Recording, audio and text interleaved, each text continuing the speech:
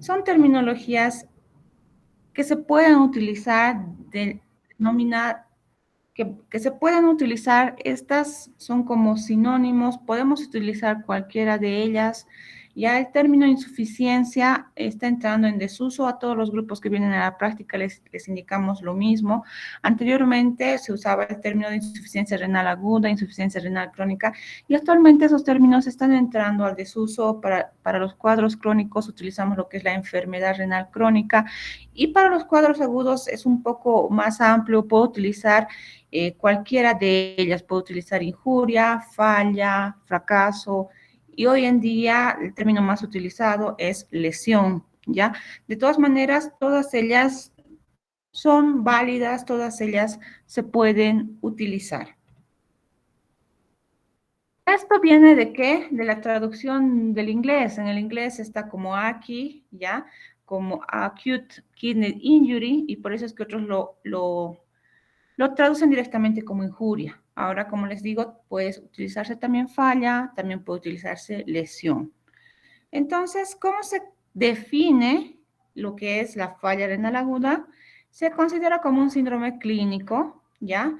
Que es equiparable a lo que es el síndrome coronario agudo o a la lesión pulmonar aguda, ¿ya? Se caracteriza, y por eso está resaltado, por un rápido deterioro de la función renal que puede presentarse en horas o semanas, ¿ya? Entonces, esta es la principal diferencia en relación con los cuadros crónicos, el tiempo. La diferencia en los cuadros crónicos es que el deterioro es progresivo en el transcurso de años, meses. En cambio, en el cuadro agudo es un rápido deterioro y solamente afecta a la función renal, no afecta a la estructura. Entonces, lo podemos definir como un rápido deterioro de la función renal en horas o semanas con un término máximo de 3 meses. Todo lo que ocurre antes de los 3 meses se considera agudo, y todo lo que ocurre posterior de los 3 meses se considera crónico. Acá existe además una declinación del filtrado glomerular, tanto en los cuadros agudos y crónicos, y aquí es donde hay un poco la confusión. En ambos cuadros, tanto en los agudos y crónicos, hay deterioro y declinación de la filtración glomerular, pero la diferencia está en que en los agudos esta es reversible. Quiere decir que con un tratamiento adecuado, con un manejo adecuado, va a volver al punto de inicio, va a volver a la normalidad, va a recuperar el paciente, cosa que en los cuadros crónicos no sucede. En los cuadros crónicos el deterioro es irreversible y permanente. Además, se presenta con retención de productos nitrogenados, urea y creatinina, y productos no nitrogenados. Esta injuria renal puede presentarse en un paciente con función renal normal previa, que es la IRA clásica, o en un paciente con una enfermedad renal crónica preexistente, que es la IRA sobreimpuesta a una enfermedad renal crónica. Como resumen, es un síndrome clínico que se caracteriza por el deterioro funcional, solo funcional, no estructural, que ocurre de forma rápida en horas o semanas con un término máximo de 3 meses y que generalmente es reversible. Ahora, acá, como hemos indicado, va a ser rápido, va a haber pérdida de la capacidad de la regulación hidroelectrolítica y del equilibrio ácido-base además, y se van a acumular productos nitrogenados de desecho. Tenemos factores de riesgo que se asocian a que se produzca una injuria renal intrahospitalaria. Tenemos riesgos basales, condiciones clínicas y agentes nefrotóxicos. En riesgos basales incluye lo que es la edad avanzada. Pacientes con edad avanzada tienen mayor riesgo de desarrollar una falla renal aguda. Pacientes con enfermedades de base, pacientes con fallas cardíacas, el género masculino es el más afectado. También influye lo que es la raza, hipoalbuminemia y condiciones clínicas muy frecuentes en los pacientes hospitalizados, como ser la sepsis. La sepsis es la principal causa de fallas renales agudas en pacientes hospitalizados, seguida por hipotensión, por shock, por depresión de volumen. Hemos visto en los pacientes hospitalizados, aquellos que hacen presiones arteriales bajas, hacen cuando disminuye la presión arterial, hay depresión de volumen, hay disminución, y esto va a producir disminución de riego sanguíneo a la parte renal, que como hemos visto en la clase de anatomía, el riñón recibe el 25% de sangre del organismo y si no llega a esta cantidad de sangre, entonces el riñón empieza a sufrir cirugías grandes, cirugías vasculares, también pacientes en terapia intensiva que estén recibiendo ventilación mecánica, son factores de riesgo para que pueda desarrollarse fallas renales agudas en estos pacientes.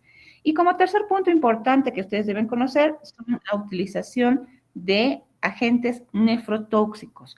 Es muy frecuente que pacientes cursen con falla renal aguda por uso indiscriminado de agentes nefrotóxicos. ¿Qué agentes son? Primeramente, medios de contraste.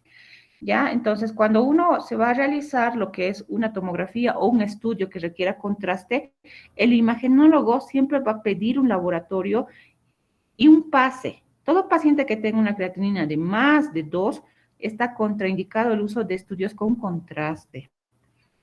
El otro punto importante, antibióticos, ¿ya? Existen antibióticos nefrotóxicos, que si no lo utilizamos a una dosis adecuada, va a producir alteración y va a producir deterioro de la función renal. ¿Quiénes o qué antibióticos generalmente son más nefrotóxicos? Tenemos en primera instancia a lo que son gentamicina, amicacina, los aminoglucósidos. Entonces, si ustedes van a indicar aminoglucósido, tienen que tomar en cuenta que se tiene que dar una dosis exacta, ya con una adecuada hidratación, porque caso contrario puede condicionar que por una dosis muy elevada el paciente presente una falla renal aguda. Es muy frecuente en los pacientes hospitalizados, por ejemplo, que están recibiendo gentamicina a una dosis elevada y empiezan a hacer su falla renal aguda. De ahí la importancia del cálculo de la tasa de filtrado. Es cuando vamos a utilizar estos antibióticos, nosotros vamos a dosificar de acuerdo a la tasa de filtrado que nos salga. Otros antibióticos que también son nefrotóxicos, tenemos a lo que es la vancomicina, ¿ya? La vancomicina también se considera muy nefrotóxico y otros medicamentos, en tercera instancia, las quinolones. Quimioterápicos, pacientes que estén recibiendo lo que es quimioterapia por cáncer, entonces hay que tomar en cuenta igual que pueden condicionar a falla renal aguda. Se ha visto casos muy frecuentes igual con el uso de cisplatino.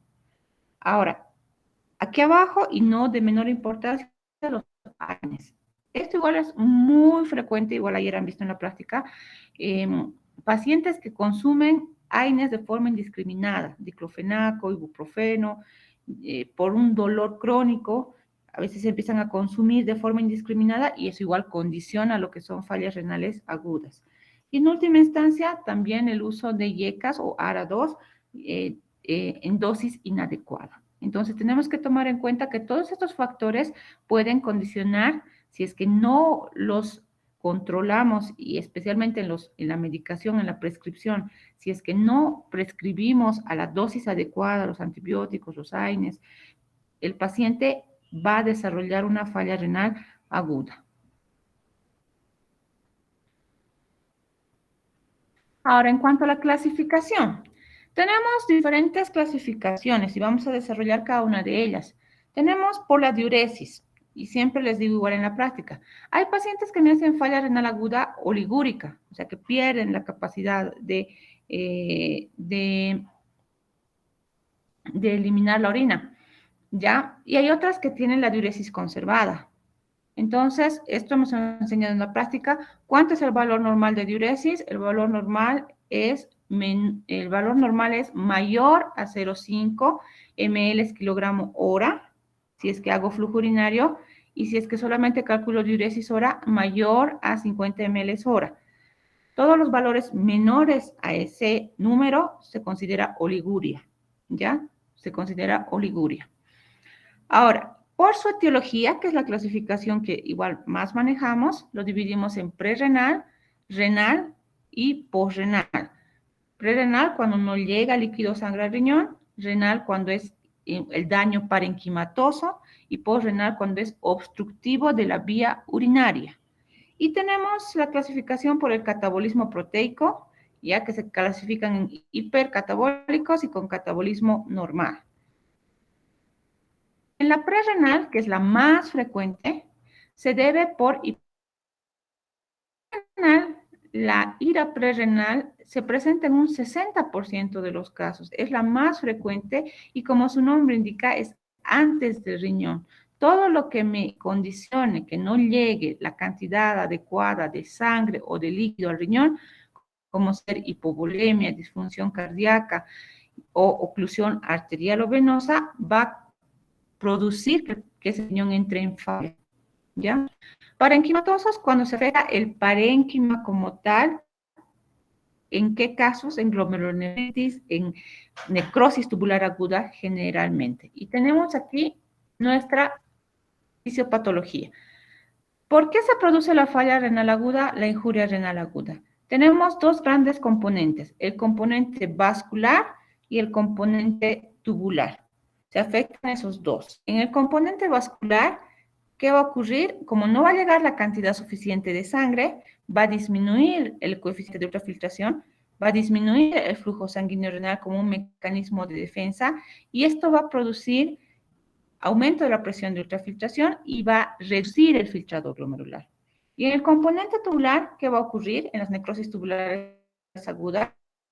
Como se va a necrosar lo que es las células de los túbulos, estas células se van a descamar y van a obstruir lo que es el túbulo. Al obstruir el túbulo, lo mismo se reduce el filtrado glomerular. Tenemos ahí otro gráfico referente a lo mismo de la lesión vascular y la lesión tubular. En la lesión vascular disminuye el flujo sanguíneo, aumenta la permeabilidad, hay mayor adhesión plaquetaria, hay mayor isquemia y por ende hay disminución del filtrado glomerular y falla renal aguda. En el cuadro tubular hay lesión de apoptosis, necrosis y pérdida de esqueleto de lo que es las células del túbulo, hay destrucción y edema a nivel del túbulo y esta destrucción y edema aumenta la presión intratubular, ¿ya? Y hay alteraciones a ese nivel, produce necrosis tubular intersticial y esto condiciona lo que es la falla renal aguda. Entonces, para que se produzca la falla renal aguda hay dos grandes componentes, afectación vascular y afectación tubular. Y si nosotros no mejoramos esos dos componentes, la falla renal se perpetúa en el tiempo. Volvíamos a nuestro gráfico de las causas prerrenales, parenquimatosas y posrenales y las desglosamos cada una de ellas. Como les decía, la prerrenal es la que ocurre en el más del 60% de los casos y la principal causa es hipovolemia. ¿Ya? Entonces, por eso tomamos la presión a los pacientes, por eso la toma de presión es fundamental y el cálculo de presión arterial media es fundamental. Todo paciente que me entre en hipotensión, ya me va a cursar con falla renal aguda. ¿Y en qué casos va a haber hipotensión y hipovolemia? Primera causa, hemorragia. Pacientes en accidentes de tránsito con pérdidas sanguíneas me hacen falla renal aguda. Depresión de volumen, pérdida de líquido renal, a veces por uso de diuréticos a dosis muy altas o pérdida en tercer espacio en pacientes con quemaduras, peritonitis. La segunda causa frecuente, inestabilidad hemodinámica y vasodilatación sistémica. ¿En qué casos? En insuficiencias cardíacas congestivas, shock cardiogénico, sepsis, cirrosis hepática y finalmente en aumento de la resistencia vascular, síndrome hepatorrenal, ¿ya? Y vasoconstricción renal. Las más frecuentes son estas dos, hipovolemia e inestabilidad hemodinámica. Entonces, todo paciente que me entre en hipotensión, todo paciente que pierda líquido por algún lado, que pierda sangre por algún lado, me va a hacer falla renal aguda. ¿Qué es lo bueno de las prerrenales? Lo bueno de las prerrenales es que responden muy bien. Entonces, son las más frecuentes y son las que mejor responden. Si el paciente está con hipovolemia por sangrado y yo controlo el sangrado, la falla renal se resuelve. Si está con hipotensión y yo mejoro esos valores de presión arterial, lo mismo, la falla renal se resuelve. Son las más frecuentes, pero por suerte también son las más fáciles de solucionar. Tenemos las parenquimatosas que ocurren en un 30 a 35% de los casos y hace a daños a nivel tubular en el 85%, glomerular en el 5% y vascular en un menor porcentaje. ¿Cuál es la principal causa? Y está arriba, necrosis tubular aguda, lo que hemos dicho, el componente tubular, ¿ya? Va a haber, generalmente isquémica, hemos dicho, va a haber apoptosis de esas células de los túbulos, esto generalmente por complicaciones quirúrgicas, por shock, por bacteriemia, por sepsis, es la más frecuente la sepsis, como hemos dicho. Ya también puede ser en una segunda instancia por nefrotóxicos, lo que hemos hablado, antibióticos, antineoplásicos, medios de contraste, ¿ya? Entonces, estas dos, la isquémica y la por nefrotóxica, la necrosis tubular aguda por nefrotóxicos isquémicos, son las principales causas de daño a nivel, falla renal aguda a nivel parenquimatoso. De tipo glomerular se encontrarían las glomerulonefritis y todas las vasculitis y todos los cuadros inmunológicos. Y en última instancia vascular, que sería cuando hay obstrucción del vaso. Aquí siempre se confunden, no es lo mismo la postrenal obstructiva que con la parenquimatosa de origen vascular. La parenquimatosa de origen vascular es cuando se obstruye el vaso sanguíneo, ya sea arterial o venoso. En cambio aquí la postrenal obstructiva es cuando se obstruye la vía urinaria. Siempre hago énfasis en eso, no es lo mismo esos dos, ¿ya? Y finalmente tenemos la postrenal obstructiva. La postrenal obstructiva es la menos frecuente, ¿ya? Y esta puede deberse a obstrucción a nivel extrarrenal o intrarrenal. Extrarrenal es la más frecuente en nuestro medio por problemas, por ejemplo, de próstata, cáncer, vejiga, cáncer de cuello uterino, que esas masas obstruyen la salida de orina. Intrarrenal puede ser por litiasis, metástasis, necrosis papilar, ¿ya? Entonces, influye mucho que nosotros lleguemos al diagnóstico etiológico, porque en base a eso va a ser nuestro tratamiento. Si es por falla renal prerenal, tengo que poner líquidos, tengo que administrar sangre, tengo que reponer la volemia. Si es a nivel parenquimatoso, generalmente por isquemia o por nefrotóxicos, tengo que quitar esos nefrotóxicos, tengo que mejorar ese cuadro. Ahora, si es obstructivo, tengo que desobstruir. Caso contrario, el problema no se va a solucionar. ¿Y cómo llegamos al diagnóstico? Y está número 1, clínico, la oligoanuria. ¿Ya? Hemos dicho, no todas las fallas renales agudas cursan con oliguria, pero un buen porcentaje, el mayor porcentaje, sí cursan con oliguria.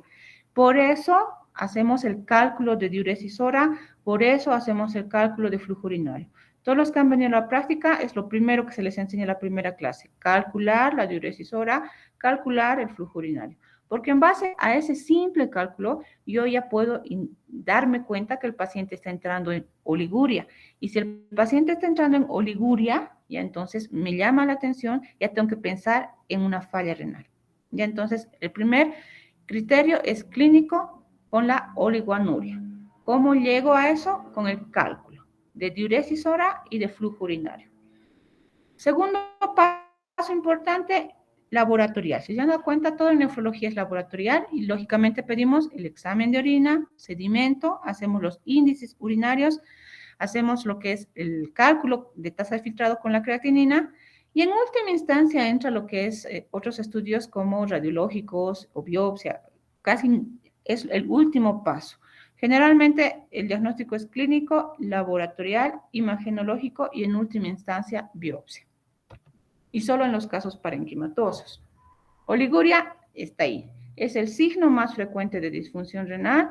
Se considera cuando es menos de 0,5 ml kilogramo hora o menos a 400 ml día. Es crucial identificar pronto las causas reversibles, porque si lo identificamos pronto, disminuimos la morbimortalidad y tenemos el tiempo adecuado para tratar. Tenemos ahí la clasificación de la IRA. Todos los que han venido a la práctica, igual en el consultorio están ahí las clasificaciones, ¿ya? Quiero que vean que tenemos según la gravedad los criterios aquí en Cadigo, ¿ya? Vamos a describir cada uno de ellos, pero quiero que sepan que hay diferentes clasificaciones para la severidad. Tenemos la clasificación Rifle, tenemos la clasificación Akin, tenemos la clasificación Cadigo, y actualmente la que se usa es Akin-Cadigo, porque son lo mismo, y podemos utilizar cualquiera de ellos. Empezamos por la más antigua, que es Rifle. La clasificación de Rifle nos hablaba de 5 estadios de falla renal aguda en base a sus iniciales: riesgo, injuria, falla, pérdida y estadio terminal. Tomaba en cuenta la filtración glomerular y tomaba en cuenta el gasto cardíaco. ¿Cuál era el problema? Que en los dos últimos estadios nos hablaba de cuadros de más de 4 semanas o más de 3 meses. Y por definición hemos dicho que todo cuadro de más de 3 meses es crónico. Entonces, por eso es que esta clasificación ha entrado en desuso. Posterior a eso vino la clasificación Akin, y posterior a eso vino la clasificación Cadigo. Y la clasificación Akin-Cadigo se fusionaron porque se ha visto que es lo mismo, que toman en cuenta los mismos parámetros. Y entonces, ¿qué me dice? Me dice que lo va a clasificar en 3 estadios, tomando en cuenta la creatinina sérica y tomando en cuenta el gasto urinario. El estadio 1 va a ser 1.5, 1.9 sobre el nivel basal, si conozco la basal, o aumento de más de 0,3 miligramos de decilitro sobre un valor previo de la creatinina. El gasto urinario va a estar menor a 0,5 ml kilogramo hora en 6 a 12 horas. En el estadio 2 va a estar de 2 a 2.9 sobre la basal, la creatinina, y el gasto urinario va a ser menos a 0,5 kilogramo hora, pero en más de 12 horas. Aquí es la diferencia y aquí siempre se equivocan en la práctica. Esto es de 6 a 12 horas y es cuando se perpetúa en más de 12 horas. En el estadio 3 es más de 3 veces sobre la basal, ¿ya? O pacientes que estén con inicio de terapia de reemplazo renal, ¿ya? Y en el gasto urinario, menor de 0,3 en más de 24 horas o anuria por más de 12 horas. Siempre les repito eso, no siempre van de la mano. Puede tener una creatinina de 1,9 y puede estar en anuria, puede estar con un buen flujo urinario y puede estar con una creatinina de 4. No siempre van nivelados, ¿ya? Y cuando no están nivelados, siempre escojo el peor estadio, ¿ya?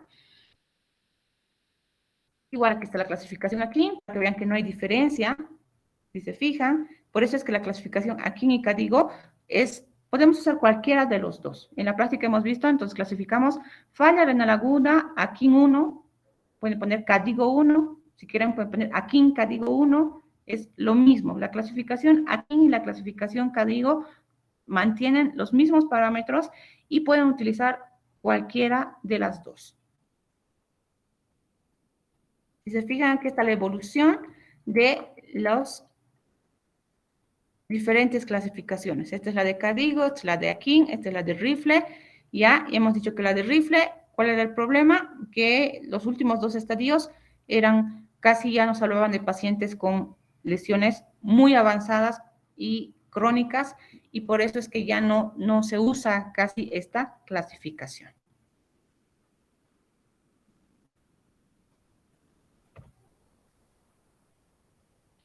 Tenemos aquí otro aspecto importante que nos ayuda para diferenciar un cuadro agudo prerrenal de un renal, el sedimento urinario. Nos dicen que en el examen de orina, en el sedimento urinario, en los cuadros de falla renal aguda prerrenal hay cilindros hialinos, ¿ya? Y rara vez hay cilindros granulares. En cambio, en la falla renal aguda intrínseca o parenquimatosa, el 80% presenta cilindros granulares. Y entonces es una forma indirecta de poder llegar al diagnóstico. No es 100% eficiente, pero nos puede orientar. También tenemos lo que son los índices urinarios.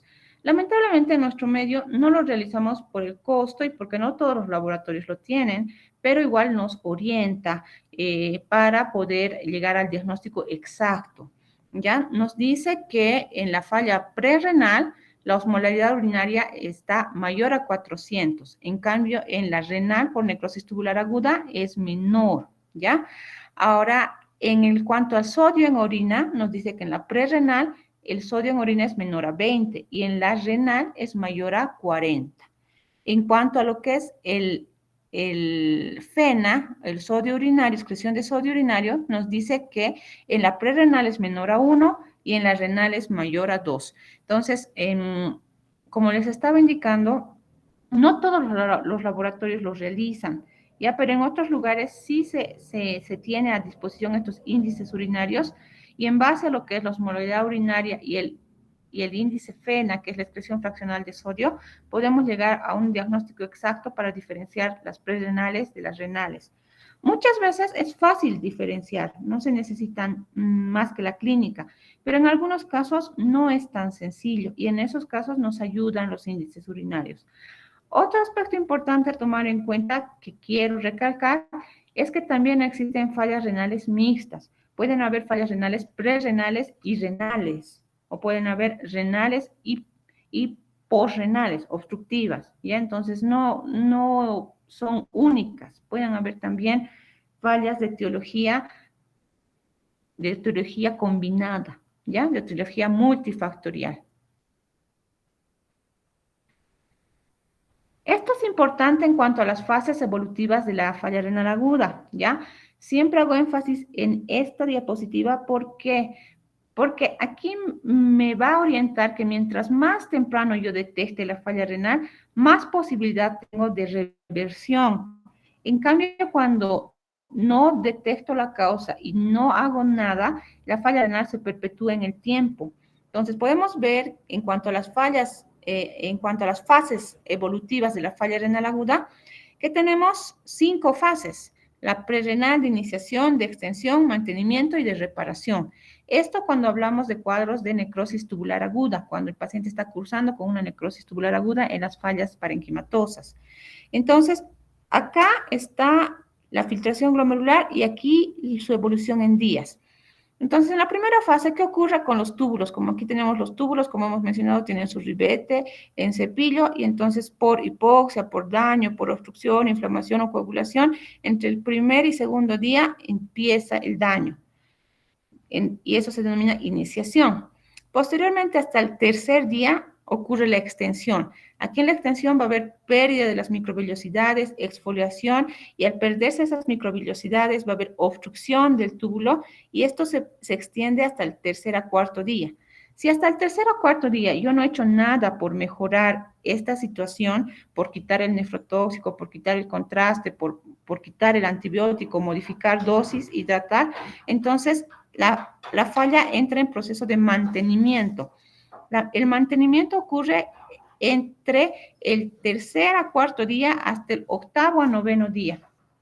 Acá, como ya no he podido solucionar el problema, en este periodo de mantenimiento la célula está apoptótica, la célula no tiene microvellosidades, el túbulo está obstruido, aquí ya no voy a poder hacer nada. Aquí, por más que haga todas mis medidas, la falla ya está establecida. Posteriormente a eso, a partir del octavo día, la célula empieza a regenerarse, empieza a recuperarse, empieza nuevamente a presentar las microvellosidades, empieza a regenerarse, hay rediferenciación y aquí es cuando el riñón otra vez empieza a funcionar, a partir del noveno al décimo día. Y después del décimo día generalmente ya arranca nuevamente la función renal. De ahí la importancia de poder detectar, diagnosticar la falla renal aguda en los primeros 3 días, porque en los primeros 3 días voy a poder hacer algo para mejorar este cuadro. Si ya supero ese tiempo, cuando se encuentra en fase de mantenimiento, hay muy pocas posibilidades de revertirlo en ese periodo. Y ya cuando entra en reparación, entonces, como hemos dicho que es un cuadro reversible, eso es lo bueno que se revierte, posterior al periodo del mantenimiento va a iniciar la reparación y el paciente va a recuperar la función renal. Entonces, es importante conocer las fases evolutivas de la necrosis tubular aguda. Y ahora vamos a los diagnósticos diferenciales. Entonces, y aquí es donde generalmente tenemos tropiezos en la práctica. Cuando viene un paciente a la consulta o estamos en el paciente hospitalizado, nos manda a la interconsulta, la creatinina está elevada y nuestra primera pregunta es saber si es un cuadro agudo o es un cuadro crónico. Muchas veces tenemos laboratorios previos o tenemos una buena historia y nos orientamos fácilmente, pero en algunos casos no es tan sencillo.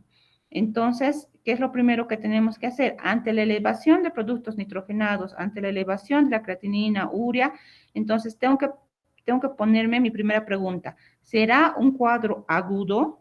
¿Será un cuadro crónico? ¿Ya? Entonces, para poder llegar a esa disquisición, lo primero que me va a orientar es la historia. Por eso cuando les hacemos hacer historias clínicas, tienen que ustedes tratar de buscar en el paciente la mejor información en cuanto a la anamnesis. Si el paciente les cuenta de enfermedades previas, si el paciente les cuenta de antecedentes previos, entonces ya me orientará un poco más hacia la cronicidad. Porque si tiene antecedentes de creatininas elevadas, ya, o tiene laboratorios previos donde ya hay alteración. Ahora, si el paciente no tiene ningún antecedente, ha sido un cuadro brusco, abrupto, o tiene valores previos de creatinina normales, entonces me orientaré más hacia lo que es un cuadro agudo. Posteriormente, si estoy pensando que es un cuadro agudo, ¿ya? Entonces pasaré a lo que es la parte de los estudios laboratoriales e imagenológicos. En los estudios laboratoriales, lógicamente, voy a pedir la creatinina, si puedo, pido índices urinarios, voy a pedir urea, ¿ya? Y en los estudios imagenológicos, me voy a fijar en el tamaño renal, ¿ya? Porque hemos visto que disminución del tamaño renal me orienta hacia cronicidad. Y me voy a fijar en la vía urinaria, si la vía urinaria está normal o está dilatada. Si la vía urinaria está dilatada, entonces voy a pensar en primera instancia en un cuadro obstructivo. Entonces, si ven en una ecografía hidronefrosis, grado 1, grado 2, grado 3, dilatación de la vía urinaria, lo primero que tienen que pensar es un cuadro obstructivo. Algo está obstruyendo para que se dilate la vía urinaria. Y si es que no hay dilatación, no hay nada, me voy a fijar en el tamaño. No me voy a fijar en el informe que diga nefropatía crónica, me tengo que fijar en el tamaño.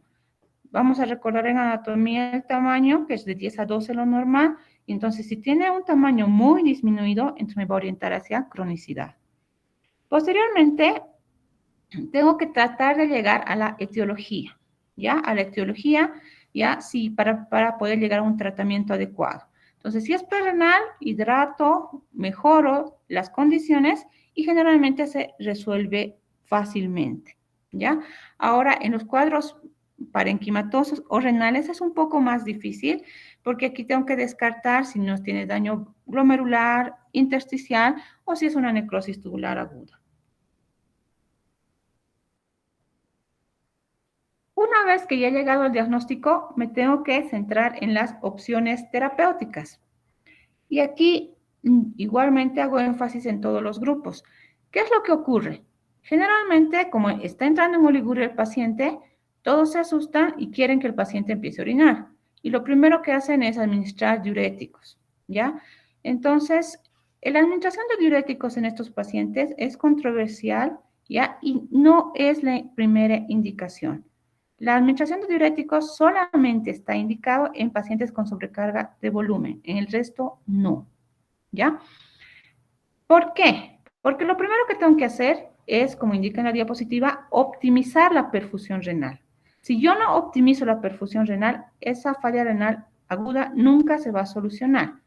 Si el paciente está hipotenso, con hipovolemia, con hemorragia, con shock, si no mejoro el shock, si no administro líquidos, esa falla renal no se va a solucionar, y menos con la administración de diuréticos, porque el diurético lo que va a hacer es disminuir más la presión y va a producir más vasoconstricción. Entonces, mi primera medida es optimizar la perfusión renal. ¿Y cómo lo voy a hacer? Con líquido, con hidratación y tratando la patología que lo ha desencadenado. Mi segundo punto es limitar el daño tubular. Hemos visto que si el túbulo se escama, si pierden las células, si entran en apoptosis, se obstruye y se perpetúa el cuadro. Entonces tengo que limitar el daño. ¿Cómo voy a limitar? Modificando dosis de antibióticos, modificando dosis de medicamentos, viendo factores de riesgo. Mi tercera opción es evitar la lesión de reperfusión y depurar los mediadores inflamatorios. Esto igual controlando la patología que le ha desencadenado. Y mantener la homeostasis adecuada. Esas son mis opciones, esas son mis primeras medidas que tengo que realizar.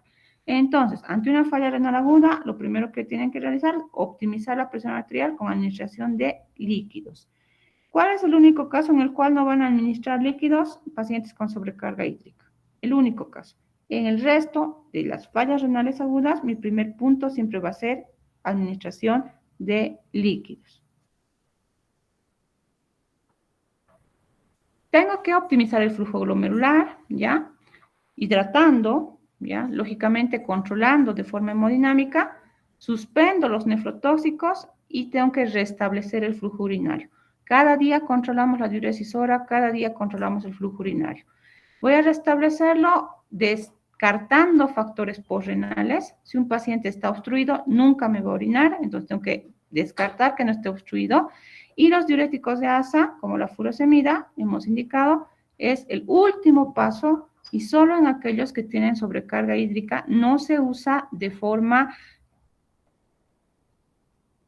programada o no se usa de forma en todos, solamente en esos casos. Ahora, la mayoría de los pacientes, solamente con hacer esas dos situaciones, hidratación y optimizar el flujo renal, recuperan la función renal, ¿ya? Pero hay un pequeño porcentaje que no recupera y ese pequeño porcentaje tiene que ir a lo que es tratamiento de sustitución renal. Son aquellos pacientes que no hemos descubierto en los primeros 3 días su causa y que ya están en periodo de mantenimiento. Y como están en periodo de mantenimiento, hemos dicho cuando se encuentran en ese periodo ya no se puede hacer nada, en ellos hay que apoyarlos porque como están en anuria, la mayoría, entonces no pueden eliminar líquidos, no pueden eliminar tóxicos y empiezan a hacer un síndrome urémico. Entonces, para esto tenemos dos opciones que hemos dicho. El primero es el tratamiento conservador y el segundo es el tratamiento de sustitución renal. En el tratamiento conservador, que hay que dar a todos los pacientes, mi primera opción es corregir trastornos hidroelectrolíticos. ¿Qué es el primero que tengo que corregir? Hiperpotasemia. Los pacientes que hacen falla renal aguda generalmente hacen hiperpotasemia, acidosis metabólica y sobrecarga hídrica. Y lo primero que tengo que modificar o que tengo que corregir es la hiperpotasemia, porque hiperpotasemias severas me van a conducir a paro cardíaco. ¿Ya? Entonces, es lo primero que tengo que controlar. Lo segundo generalmente es evitar que haya infección, evitar sondas, catéteres inútiles, antibióticos a dosis adecuada, calculando siempre en base a la tasa de filtrado glomerular, profilaxis de hemorragias y soporte nutricional. Eso hacemos en todos los pacientes con falla renal aguda. Y en aquellos que no me responden, voy a hacer lo que es tratamiento de sustitución renal. Para eso tengo criterios. No voy a iniciar diálisis a todos los con falla renal aguda, solo a algunos que tienen que cumplirme por lo menos 2 de esos criterios. ¿Y cuáles son los criterios? Y el primero y el más importante, oliguria o anuria. Si el paciente, a pesar de que yo lo he hidratado, a pesar de todas las medidas que yo he hecho, no me responde y sigue en anuria, me orina menos de 200 ml en un día, no es minuto, perdón, es día, en esta diapositiva se equivocaron, ya, entonces no me responde, entonces ya tengo que ir pensando en apoyo dialítico. ¿Por qué? Porque como no me orina, se va a sobrecargar de líquido y se va a sobrecargar de toxinas. Mi segunda opción es acidosis metabólica. Si a pesar de todo lo que hago, le hago le hago lo que es sus gasometrías y tiene un pH menor de 7,1, es una citosis metabólica que no me responde, igual, candidato a inicio de diálisis. Mi tercer punto, hiperazoemia o un nitrógeno ureico mayor a 80 miligramos de cilitro. Hemos dicho, como no orina, no elimina nada, se acumula lo que es el nitrógeno ureico en la sangre. Mi cuarto punto es hipercalemia, ¿ya? Es lo mismo que hiperpotasemia, los dos son sinónimos. Entonces, si mi paciente tiene una hipercalemia, un potasio de más de 6,5 milimoles o miliequivalentes litro y no me responde a mis medidas, entonces, ante el riesgo de parada cardíaca o arritmias, tengo que pensar en iniciar diálisis. Hiponatremia menor a 115 o una hipernatremia mayor a 160, generalmente no se presenta mucho, ¿ya? Hipertermia, anasarca, pero no cualquier anasarca, tiene que ser un edema agudo de pulmón que me dificulte o que me condicione una falla respiratoria, ¿ya? Y síndrome de disfunción orgánica múltiple.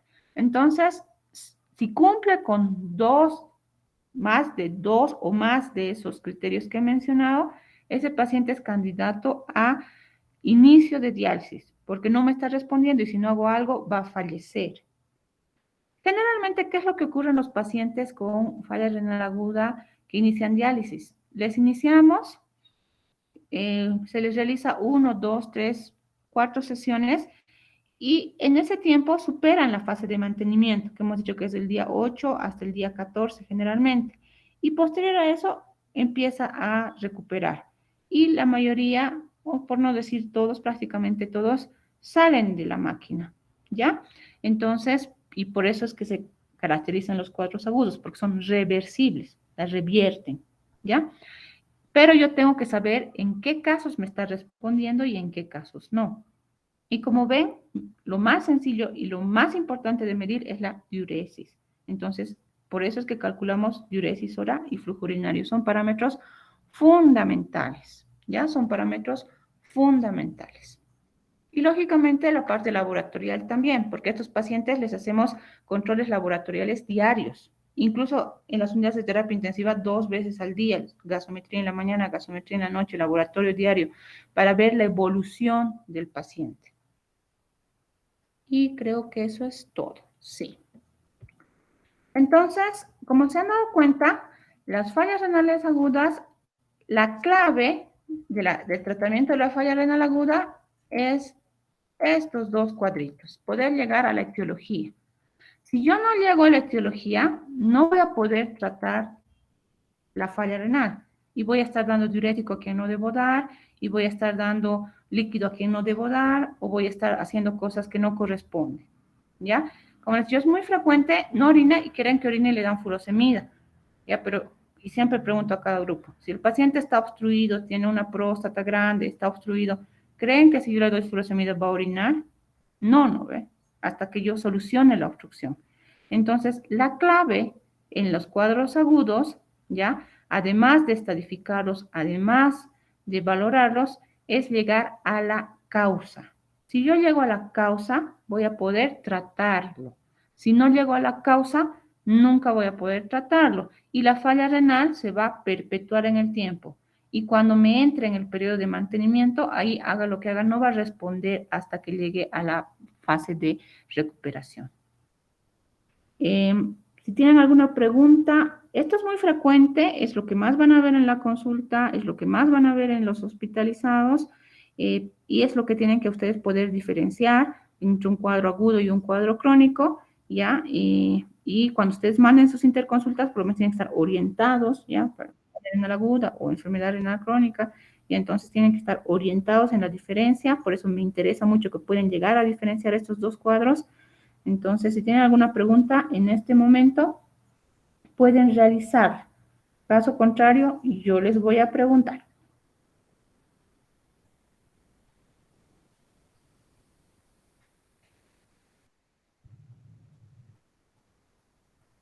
Nada, no hay preguntas. Entonces, voy a hacer una pregunta al auditorio para ver quién quiere responderla. Un caso sencillito.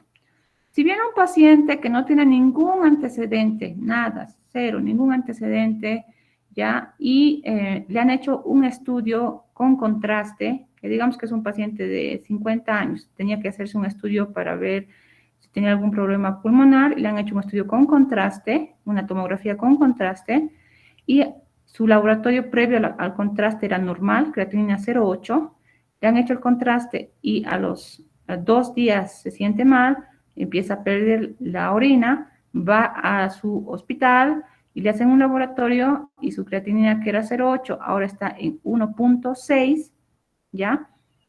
¿Será un cuadro agudo o será un cuadro crónico?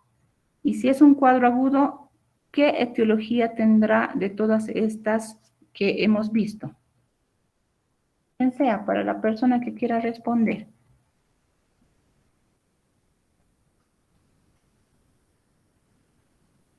Y si no, voy a empezar a llamar lista. Sin miedo. ¿Es un cuadro agudo o es un cuadro crónico? Agudo parece, doctora. Ya, muy bien, agudo, Maribel. ¿Por qué? Porque no tiene antecedentes. Él estaba sano, ha ido a su estudio Y hemos dicho que siempre para contraste nos piden laboratorio previo, su laboratorio previo era normal, y a los 2 días ya no es normal, ¿no? Entonces es un cuadro agudo. Ahora, era 0,08 y ahora está en 1,6. ¿Cuál de estos estadios será? Fíjense, 1, 2, 3. ¿En cuál estará? 1,6, ¿dónde se encuentra? ¿En el 1, en el 2 o en el 3? En el 1. Estadio En el 1. 1. Ya, entonces, es una falla renal aguda, acá digo 1 o aquí 1. Y ahora mi pregunta es, ¿cuál será? ¿Renal, renal o posrenal? Si era por contraste.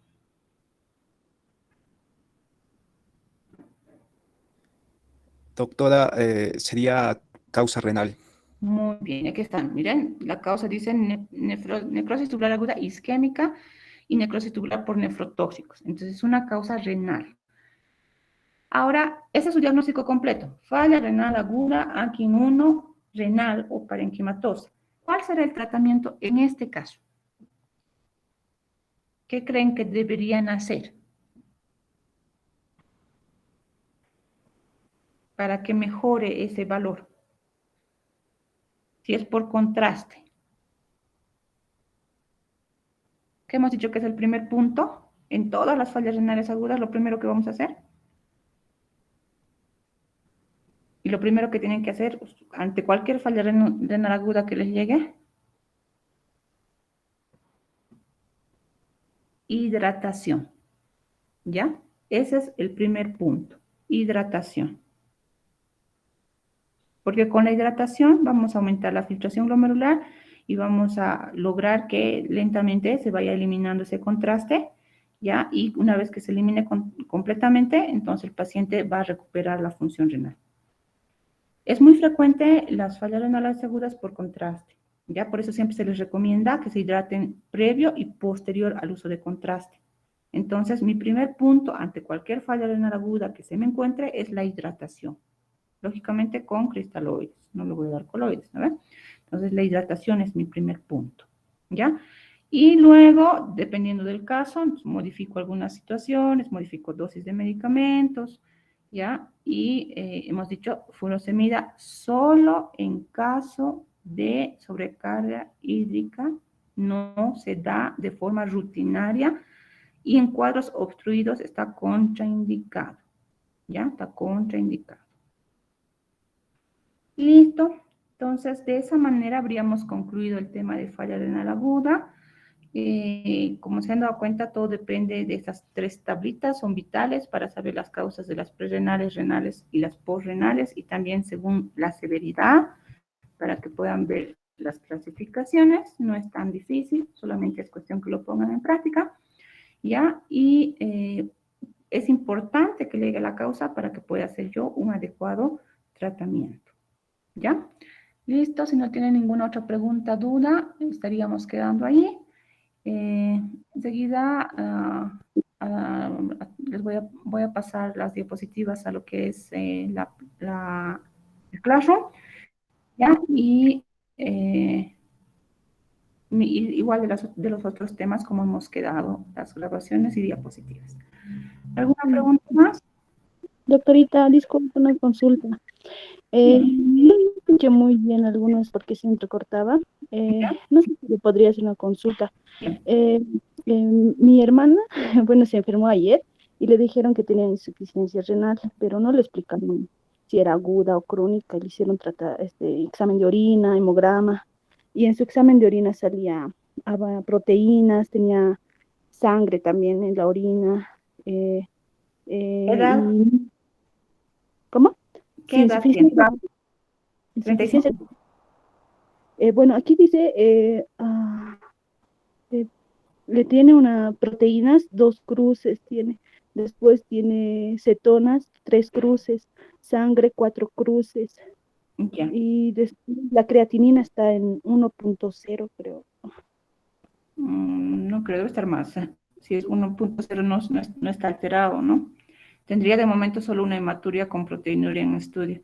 Ecografía renal, No le hicieron, le hicieron de vesícula, pensaron que era, Después le hicieron intravaginal, que le dijeron que tenía sus arterias del útero, estaban inflamadas, que podrían ser varices uterinas, pues le están haciendo una serie de de estudios, sí, pues su creatinina 1.0 le sale. Ya, pero si su creatinina está 1,0, entonces de momento no hay falla renal, ¿ya?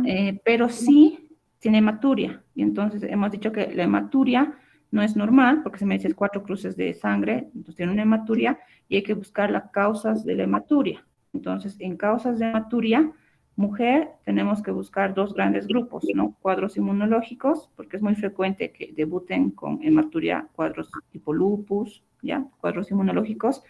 Y el otro grande grupo que hay que buscar es glomerulopatías, ¿ya? Ahora, esto es cambiante, puede hoy día estar con 1 de creatinina, mañana cuánto estará. Entonces, si le han hecho estudios correspondientes, es necesario, no podemos llegar a un diagnóstico en este momento. Sí llama la atención que tenga proteínas y que tenga sangre. No es normal. Hay que ver si es que no es un síndrome nefrítico, nefrótico, ¿ya?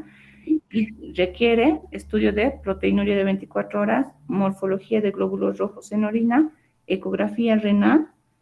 En laboratorios requiere colesterol, triglicéridos, albúmina, ¿ya? Y con eso podríamos buscar o plantear una causa. De momento está en estudio, sí llama la atención la hematuria y la proteinuria que no son normales, y hay que buscar la causa de esas 2 situaciones. Ya, doctora. Gracias, muchas gracias, doctora. De nada. Muchas veces así debutan las fallas renales parenquimatosas de tipo inmunológico. ¿Ya? Entonces, hemos visto aquí en nuestro cuadrito, aquí está como causa glomerular. Glomerulonefritis aguda postinfecciosa, rápidamente progresiva, nefritis lúpica, muchas veces inician así, solo con hematuria, ¿ya? Y luego en su próximo control, su creatinina que estaba 1,0 ya está 1,3, su creatinina luego está 1,6, entonces eso es un cuadro agudo de tipo renal. Si su creatinina en su próximo control es más de 0,3, por eso refiere aquí aquí dice o mayor a 0,3, o sea, tú estás empezando con una basal de 1. Si en su próximo control está en 1,4, ya es más de 0,3. Entonces, eso igual nos habla de que está haciendo una falla renal aguda. Entonces, esto es laboratorial, el seguimiento es laboratorial. De momento con 1 no está haciendo falla renal todavía, pero hay que ver sus laboratorios de control y lógicamente hay que estudiar la causa de la hematuria y la causa de la proteinuria, que no es normal para su edad y que hay que descartar en primera instancia por ser mujer y por tener estas 2 situaciones, un cuadro de tipo inmunológico glomerular. Bueno, entonces, si no tenemos más preguntas, quedamos de esa forma. Atentos a lo que es el grupo, para lo que es la situación de publicación de comunicados en cuanto para lo que es el examen. Y como les digo, en el transcurso del día voy a hacer llegar lo que son las presentaciones correspondientes a los temas que hemos indicado. Si no hay más preguntas, concluimos de esa forma la clase y con los grupos de práctica nos vemos los días correspondientes y en las clases correspondientes. Hasta luego.